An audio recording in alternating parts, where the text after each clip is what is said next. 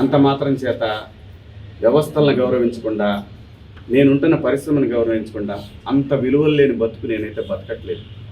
నాగబాబు కూడా కామెంట్ చేశారు, ఎలాంటి డ్రెస్సులు వేసుకోవాలి అనేది శివాజీ ఎలా డిసైడ్ చేస్తారు తగ్గించే అవకాశం ఉంటుందని మీరు నా పాత చూడండి, నాకు భగవంతుడు ఈ జన్మలో నటుడిగా బతుకమని ఇచ్చాడు.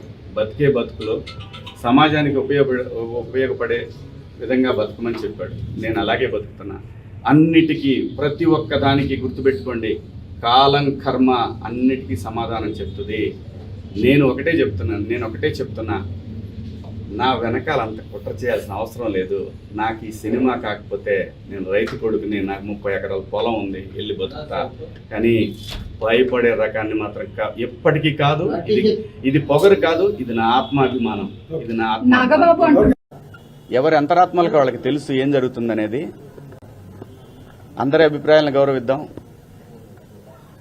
ఫైనల్లీ సోషల్ మీడియాలో మద్దతు పెరుగుతుంది కాబట్టి ఇక మీద నుంచి కూడా అవేర్నెస్ కల్పిస్తూనే ఉంటారా? ఈ లైన్ స్టాండ్ తీసుకుంటారు. ఒకటి కేవలం ఒక్కరిద్దరు మాత్రమే వ్యతిరేకించారు, బయట సామాన్య ప్రజలందరూ కూడా మీ వెంబడి ఉన్నారు, మద్దతు ఇస్తున్నారు. సో దీనికి మీరేమంటారు? నేను అవకాశం ఇచ్చానండి, కొంతమందికి మాట్లాడే అవకాశం ఇచ్చాను. ఇక్కడ నాకు అర్థమైంది ఏంటంటే, నువ్వెంత నీ బతుకెంత అంటున్నారు, వాళ్ళని గౌరవిస్తాను. ఇప్పుడు మీరు చెప్పిన దాంట్లో కూడా నా మీద అంత నా వెనకాలే ఉండి నా మీద కుట్ర చేశారన్నారు. అదే నేను అనేది. నేను ఎవరికి భయపడను. నేను బతుకు తెరువుకి వచ్చేవాడిని, ఇక్కడ కాకపోతే కష్టపడేవాడిని, ఇంకో చోట పోయి బతుకుతా. అంతేగాని ఆత్మాభిమానం చంపుకొని ఎవడికో భయపడి, ఎవడో బెదిరిస్తే, ఎవడో వార్నింగ్లు ఇస్తే భయపడే రకాన్ని కాదు. అంత మాత్రం చేత వ్యవస్థలను గౌరవించకుండా, నేనుంటున్న పరిశ్రమను గౌరవించకుండా అంత విలువలు లేని బతుకు నేనైతే బతకట్లేదు. మీరు హీరో రోల్స్ తర్వాత కూడా ఇప్పుడు కొన్ని ప్రత్యేకమైనటువంటి రోల్స్ చేస్తారు కదా, అది ఎవరికైనా రోల్స్ తగ్గించే అవకాశం ఉంటుందని మీరు అనుకోవచ్చు. నా పాత చూడండి, నాకు భగవంతుడు ఈ జన్మలో నటుడిగా బతుకమని ఇచ్చాడు. బతికే బతుకులో సమాజానికి ఉపయోగపడే విధంగా బతుకమని చెప్పాడు. నేను అలాగే బతుకుతున్నా. అన్నిటికీ ప్రతి ఒక్క దానికి గుర్తుపెట్టుకోండి, కాలం కర్మ అన్నిటికీ సమాధానం చెప్తుంది.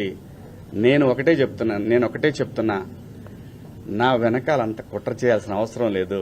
నాకు ఈ సినిమా కాకపోతే నేను రైతు కొడుకుని, నాకు 30 ఎకరాల పొలం ఉంది, వెళ్ళి బతుకుతా. కానీ భయపడే రకాన్ని మాత్రం ఎప్పటికీ కాదు. ఇది పొగరు కాదు, ఇది నా ఆత్మాభిమానం. ఇది నా ఆత్మాభిమానం. నాగబాబు గారిది నేను చూడలేదు. ఎవరు వీళ్ళిద్దరు మీరు చెప్పింది నేనేమీ చూడలేదు. అందరికీ నచ్చే విధంగా ఎవరు మాట్లాడలేరు. ఆఖరికి గాంధీజీ మీద దేశంలో ఎవరిని, ఈ భూమి మీదనే ఎవరు సాటిస్ఫై చేయలేరు. యథార్థవాది, లోక విరోధి. చాలా మంది నాకు తెలియదు అనుకుంటారు, ఎవరెవరు జూమ్ మీటింగ్లు పెట్టుకున్నారో. పొగుడుతూ ఉన్న నాకు షాకింగ్, ఇంత కుట్ర జరగాలన్నా నా మీద. నేను అన్న పదానికి, ఆ 2 పదాలకి, నేను ఆవేశంలో మాట్లాడిన దానికి, నాకు బాగా కావాల్సిన వాళ్ళు కూడా ఇంత కుట్ర చేయాలన్నా నా మీద. నేను మేడం గారు, ఆవిడ ఇది ఒక ప్రభుత్వం యొక్క సంస్థ. వ్యవస్థలను గౌరవించకపోతే సమాజం తప్పుడు దారిలో పడుతుంది, అన్రెస్ట్ ఏర్పడుతుంది. ఆవిడ చాలా హుందాగా, చాలా గౌరవంగా ఈ వ్యవస్థను నడిపిస్తూ ఉన్నారు. ఒక బిడ్డకి చెప్పినట్టు చెప్పారు, ఇది ఇలా తప్పు. నేను అడిగింది ఒకటే మేడం గారిని, మేడం గారు మీరు మీ డ్యూటీ చేశారు, మీరు చేసిన దానికి నేను గౌరవంగా నేను వచ్చి ఒక పౌరుడిగా నా బాధ్యత నేను నెరవేర్చాను. ఇక్కడ ఇందాక నేను మాట్లాడిన నా కుట్ర విషయం వేరే, మేడం గారి సందర్భంలో జరిగింది.